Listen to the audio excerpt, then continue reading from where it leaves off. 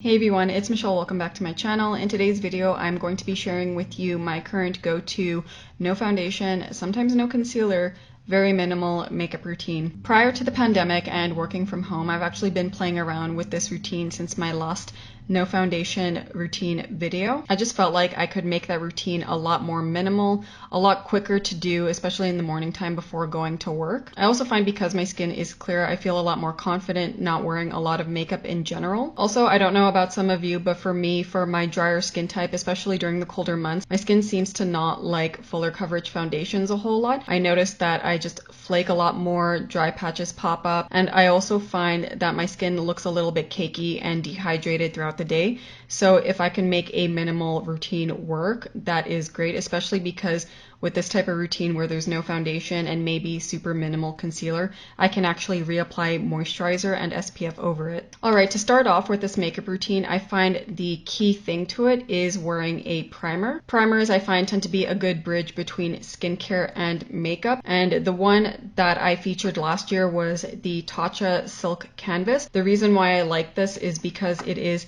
a pinky purple color, so there is a bit of color correctness in it.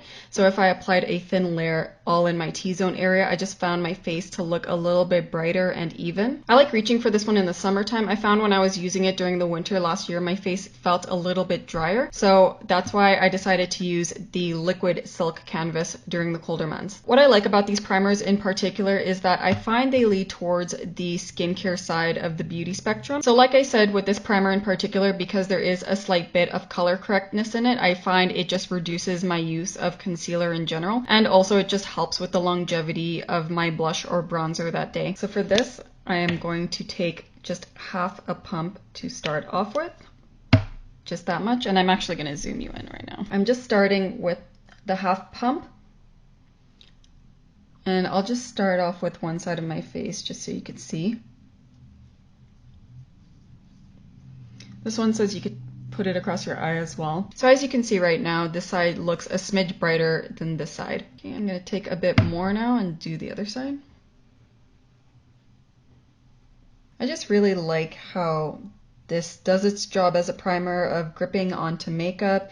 It refines the texture of my skin a bit. It doesn't dry out my skin. It slightly brightens and evens my complexion, and you can't even see the color of it. Like, my skin doesn't look crazy pink or purple right now, it just looks brighter. So right now I'm pretty happy with how my skin is looking. I think it's pretty bright and even, but if I wanted to take it a little step further and cover up some of the redness I have on my cheeks, I would reach for another color correcting primer, and for that I would use the Indeed Labs Nano Blur color corrector in the color green. So just like the Tatcha Silk Canvas, what I like about this is that even though it does have quite the color to it, as you can see, I find this pretty easy to blend out into a thin layer, and I don't find my skin ends up looking green at all. It looks pretty even and it looks like my skin shade. As you can see, I spread the color corrector over this entire hand. I just found it made my skin look nice and even, and it doesn't look like I have a thick layer on. Alright, so I'm going to dab it here and on my chin here, just to start.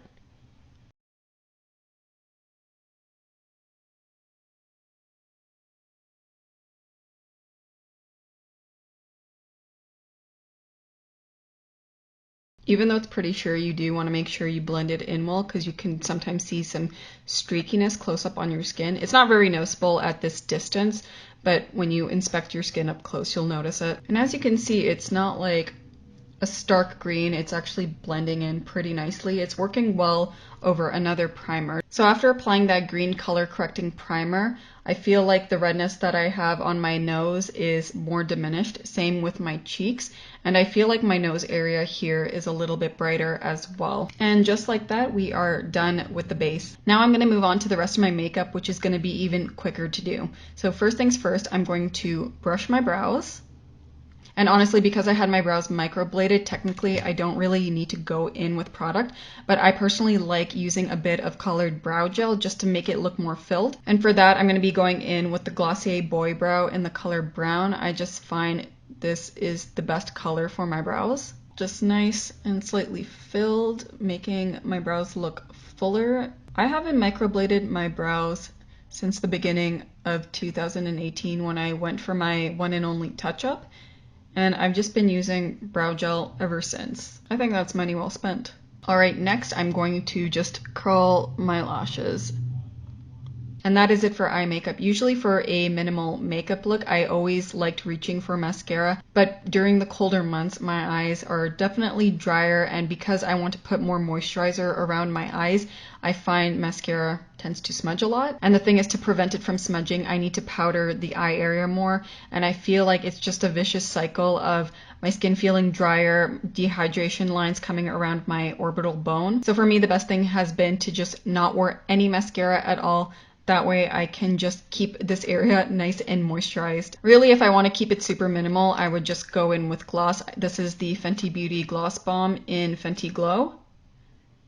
So just like this, I would call it quits. My minimal makeup look is complete. But if I am feeling a little bit fancy, I would go in with some blush. So for that, I'll be using the Glossier Cloud Paint in the color Dusk. I think the color is pretty nice for fall. It's still fall here despite the snow that happened last week.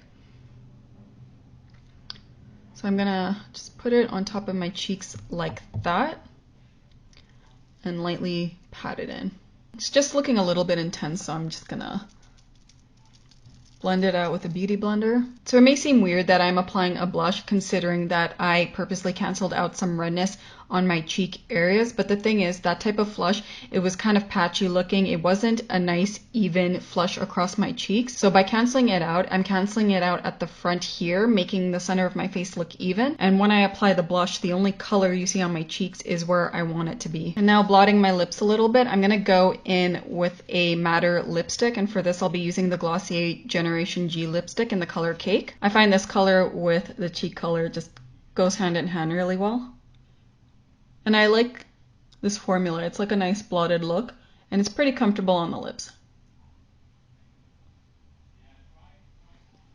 Alright, and that is it for this no foundation, no concealer, very minimal and very quick makeup routine. As you can see, it is skin enhancing. It's showing the health of my skin. It's not hiding it. My skin doesn't look cakey. It feels super comfortable. And at the same time, my skin looks nice and even and bright, and it doesn't look splotchy. If I wasn't sitting down filming this and explaining all the steps, I can honestly get this look done in 5 minutes.